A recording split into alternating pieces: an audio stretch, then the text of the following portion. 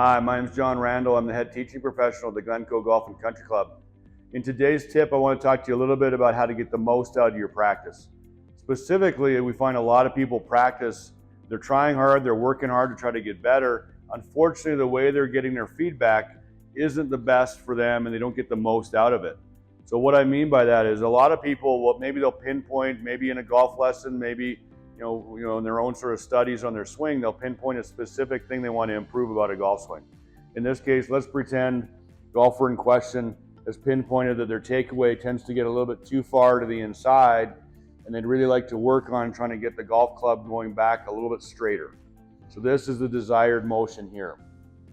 This is their bad habit, okay? So then they go about, they do hopefully a couple good rehearsals where they rehearse the desired motion. They get up to a golf ball, they hit it, and inevitably when they hit the first few balls, the old swing kind of takes shape and comes back. The old takeaway in this case happens. Now, if they happen to hit a good golf shot, they strike it solid or they hit it pretty straight, most golfers will wrongly assume that that good shot meant that they did much better in their swing improvement. Unfortunately, the correlation isn't very strong there. What we have to do when we're working on our swing motion is we have to use some sort of device, someone's eyeballs, or we got a phone in our pockets often that will really do a good job of shooting some video for us. Position it down the line here, and when I'm hitting golf balls, I can check out the video and see how I've done with respect to that takeaway move that I'm working on. Cannot use quality of golf shot to give you feedback on whether you're improving your swing motion. I know it sounds counterintuitive, and certainly improving your swing is all about eventually hitting better golf shots. Otherwise, why the heck would we be changing our swings in the first place?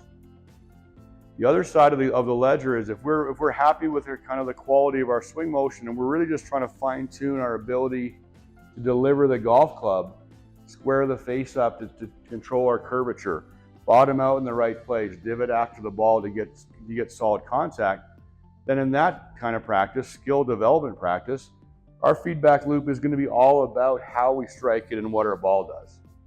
Okay, so just to wrap things up, if we're going to go to the range, we're going to practice. What are we there to practice? Are we going to try to improve our technique? Or are we going to try to develop more skill? If we're going to try to improve our technique specific to what we're working on, some rehearsals and some ball hitting where we look at some video or we get some feedback from someone who's watching, how did we do specifically on the desired swing motion? Not anything to do with how we happen to do on that strike on that one golf ball. If we're working on developing skill, solid contact, direction control, speed, absolutely, feedback all comes from the quality or the shape of the golf shot. Okay, so hopefully that helps. When you go to practice, be clear what you're trying to work on, be clear what you're going to try to use for feedback, have a lot of fun. We can't wait to see you at the golf course real soon.